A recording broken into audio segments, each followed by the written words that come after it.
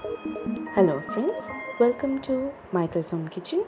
Today we are going to see a very simple chicken fry with three ingredients. All we need is onions and red chilies and some turmeric. So let's start by sauteing in an oil with little cumin seeds and some curry leaves, which are optional. You can now add the onions and red chilies.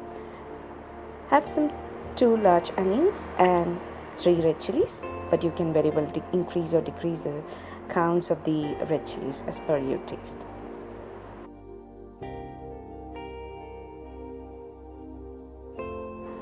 After sauteing for about a minute or two, you can now add the chicken pieces to it. All you need to is mix it out and add some salt to taste and let it cook in a low flame for some 20 minutes.